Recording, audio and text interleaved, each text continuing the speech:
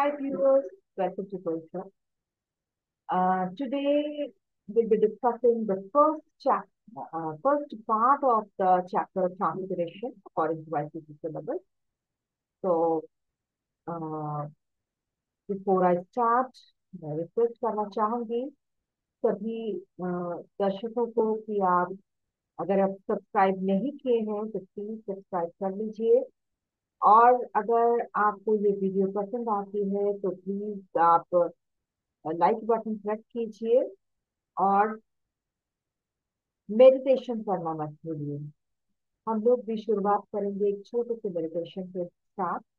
और ये आप लोगों को कहना चाहूंगी कि sorry for the delay because I was not well. Okay, I was sick and hospitalised, so sorry for the delay and okay, so we'll continue with this chapter after meditation for 2 minutes. Okay, so let us focus on meditation.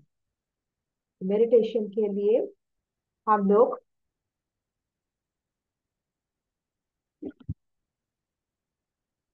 एक point of light के ऊपर concentrate करेंगे। जो light हमारा source of energy है, जो हमारे सारे शरीर को एनर्जी दे रही है, हमारे मन को, हमारी बुद्धि को, हमारी हैबिट्स को एनर्जी दे रही है। ये शरीर रिजुविनेट हो रही है। कोई भी टेंशन वरीज नहीं है इसमें। दिमाग एकदम शांत, एकदम खाली लग रही है। बहुत हल्का महसूस हो रहा है एकदम से। ताकि जो भी हम पढ़ाई करें वो अच्छी तरह से हमारे बुद्धि में बैठ जाए, जिससे हम लेटर स्टेज में जब एग्जाम के टाइम पे जरूरत के समय पे यूज कर सकें और फल भी पा सकें।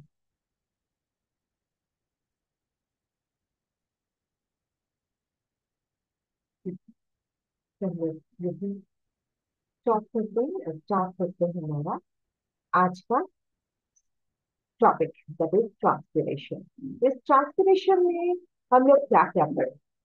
पहले तो पढ़ेंगे इंट्रोडक्शन, फिर मोड्स ऑफ ट्रांसपिरेशन, किस किस तरह से ट्रांसपिरेशन होती है। तीन तरह का होता है, एक स्टोमेटल, क्यूटिकुलर, लेटिकुलर। फिर आते हैं कंडीशन क्या क्या है हमारे जो इन्फ्लुएंस करती है ट्रांसपिरेशन। क्या है? सनलाइट है, टेम्परेचर ऑफ द एयर है, एयर का टेम्परेचर, एयर का ह्यूमिडिटी, एयर का मूवमेंट जिसको हम लोग विंड कहते हैं, और सॉइल वाटर कितना अवेलेबल है। फिर एक्सेसिव ट्रांसपिरेशन को कैसे हम लोग कंट्रोल कर सके, उसके साथ साथ कुछ एक्सपेरिमेंट्स भी है। और ये ट्रांसपिरेशन का इम्पोर्टेंस क्या ना, हम लोग असली मुद्दे पे आए। ट्रांसपिरेशन है क्या? ये तो पहले जानना जरूरी है ना कि ट्रांसपिरेशन है क्या। Transpiration aerial parts of the plant से लॉस ऑफ वाटर को ट्रांसपिरेशन कहते हैं। ठीक है, aerial parts of the plant, the loss of water from the aerial parts of the plant by evaporation is known as, rather, loss of extra water, not of all water, but extra water. Okay? Now, जैसे introduction में हम लोग देख रहे हैं कि large amount of water is lost by evaporation every day. A loss of extra water is essential. It is essential. Why? Because अगर ज्यादा वाटर जम गया तो क्या हो गया, सेल्स पक जाए, नहीं रह सकता सेल में इतना सारा वाटर, अगर एक्सेस हो गया तो एक एक अमाउंट तक इसमें सफिशिएंट है, इसके बाद होगा तो वो सेल रप्चर हो जाएगा, मेटाबॉलिक एक्टिविटी बंद हो जाएगी, फाइनली प्लांट क्या हो जाएगा, डाई हो जाएगा। तो इसके लिए लॉस ऑफ वाटर भी जरूरत है, जिसके लिए हमारे हीट एनर्जी की जरूरत है, जो कि वाटर को वेपराइज करके निकाल दे, ताकि इसका और एक फायदा भी है, ताकि जैसे ही वेपराइज हो जाता है प्लांट को एक कूलिंग इफेक्ट मिलता है। जैसे हमें ना बहुत गर्मी होती है तो क्या हो जाता है, बहुत पसीना आता है, पसीना आने के बाद क्या होता है, अगर हम लोग पंखा ऑन कर देते हैं तो, या फिर हवा आती है तो कूलिंग इफेक्ट आती है, ठंडा लगने लगता है, शरीर जैसे ठंडा हो जाता है, तो ऐसे इसी तरह कूलिंग इफेक्ट आती है प्लांट्स में भी।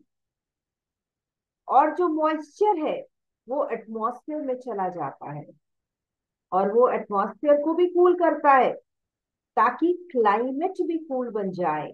और हम लोग जैसे जानते हैं कैसे कूल बन जाता है, पानी जब एक्सेस मॉइस्चर है वो जैसे हवा में जाती है, एनवायरमेंट में जाती है, तो वो क्या करता है, ह्यूमिडिटी निकाल बढ़ा देता है, और जब ह्यूमिडिटी बढ़ता है क्लाउड्स बनता है, और क्लाउड्स जब ज्यादा हो जाता है तब क्या होता है, रेन होता है, फिर वापस आता है इस वाटर इन्वायरमेंट में, और ऐसा चलता ही रहता है वाटर साइकिल की तरह। ये हम लोग बचपन में भी पढ़ चुके हैं।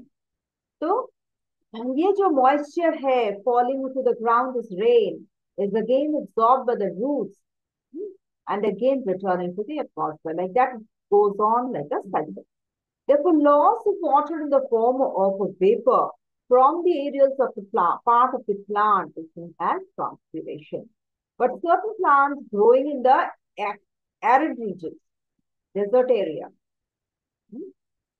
ये वाटर लूज नहीं करता है, वो स्टोर करता है वाटर को, जिसको हम लोग जेरोफाइट्स कहते हैं।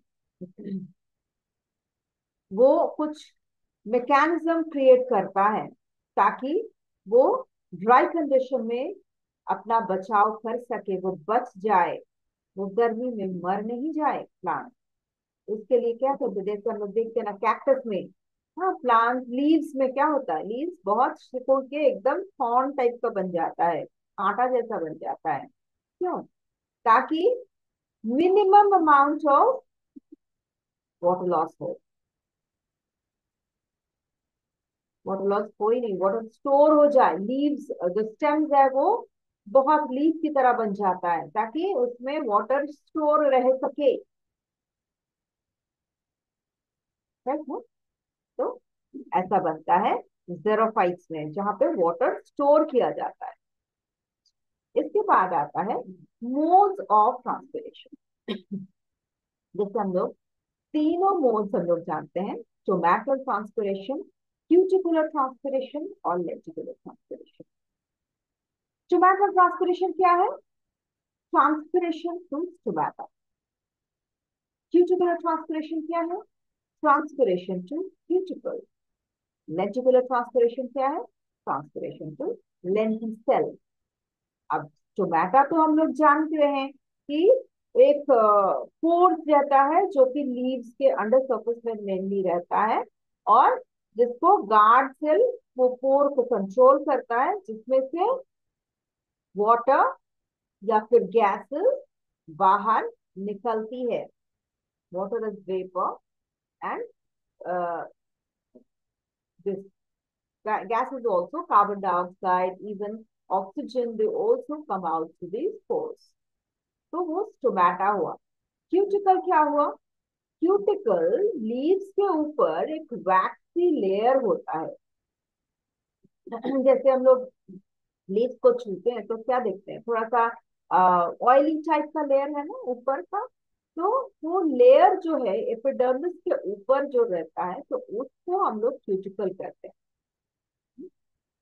तो उसके थ्रू अगर ट्रांसपोरेशन हुआ तो उसको क्यूटिकुलर ट्रांसपोरेशन, या फिर लेंटिसल, लेंटिसल के द्वारा। लेंटिसल क्या है?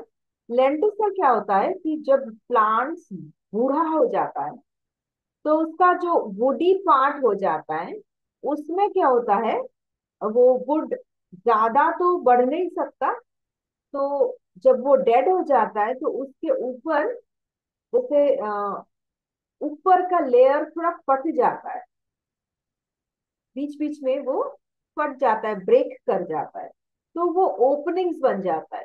और वो ओपनिंग से अगर वो ओपनिंग से अगर थोड़ा सा क्या बोले उसको, थोड़ा सा वाटर निकले तो उसको हम लोग कहते हैं कि वाटर वेपर निकले तो उसको कहते हैं हम लोग लेंटिकुलर ट्रांसपोरेशन। आया समझ में? नेक्स्ट आता है कि हम लोग डिटेल्स में जाते हैं, स्टोमेटल ट्रांसपिरेशन क्या है। Okay, transpiration accompanies photosynthesis. Stomatal transpiration में फोटोसिंथेसिस को अकॉम्पनी करता है as carbon dioxide diffuse during the day through the stomata enable the plants to prepare food and water vapor diffuses out। तो क्या होता है, फोटोसिंथेसिस ट्रांसपिरेशन के साथ अकॉम्पनी करता है, ट्रांसपिरेशन और फोटोसिंथेसिस का साथ साथ करता है, क्योंकि carbon dioxide during the day diffuse करता है, वो अंदर आता है, वो लेता है प्लांट कार्बन डाइऑक्साइड को बाहर से, और प्लांट को हेल्प करता है प्रिपेयर फूड कर, फूड प्रिपरेशन में, और वाटर वेपर जो बनता है वो डिफ्यूज आउट कर देता है। ठीक है, तो मैकेनिज्म क्या है? This takes place when the stomata are open. जब स्टोमेटा ओपन रहता है तब भी वो निकलता है। तो कैसे स्टोमेटा ओपन रहता है?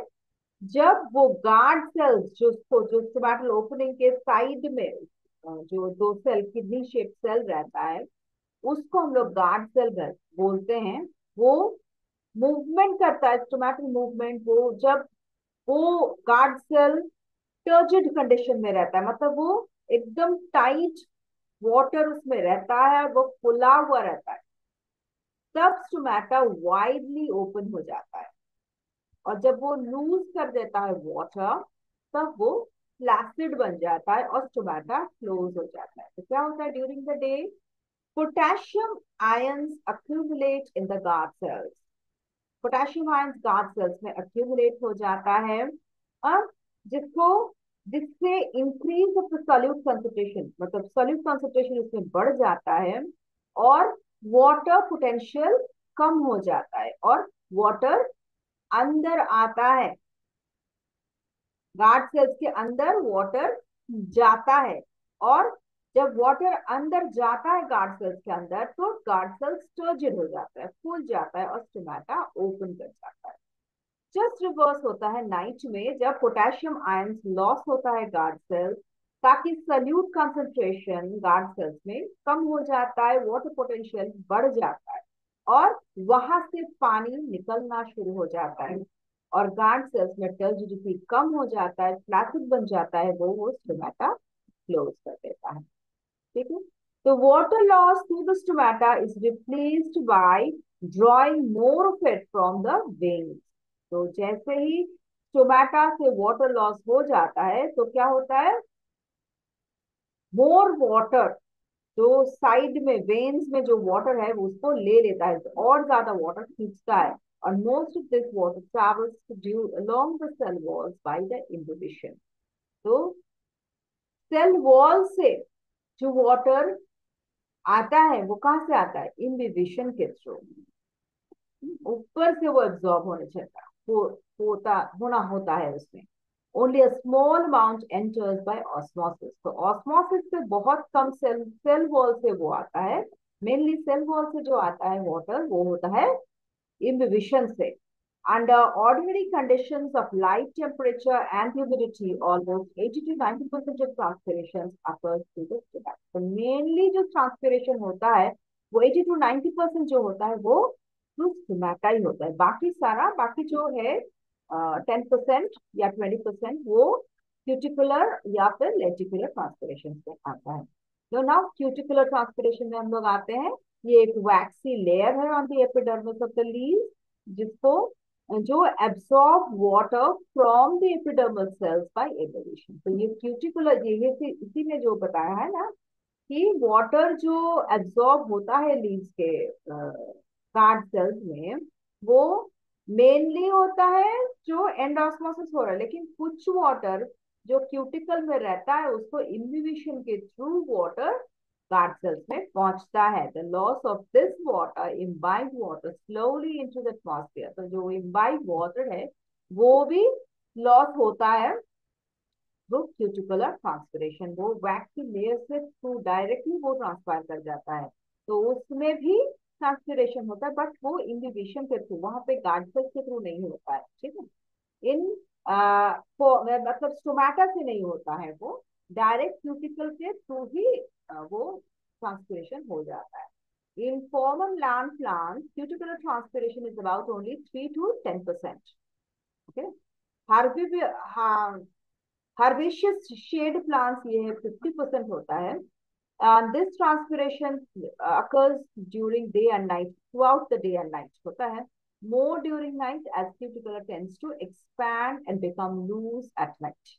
तो क्या होता है नाइट के टाइम पे ये ज्यादा होता है क्यूटिकुलर ट्रांसपिरेशन, क्योंकि क्या होता है ड्यूरिंग नाइट टाइम ये क्यूटिकुलर एक्सपैंड करता है, tends to expand and become loose and. नेक्स्ट क्या होता है lenticular transpiration, lenticular openings on the surface of the stem on woody plants and remains open all the time, transpire all the day.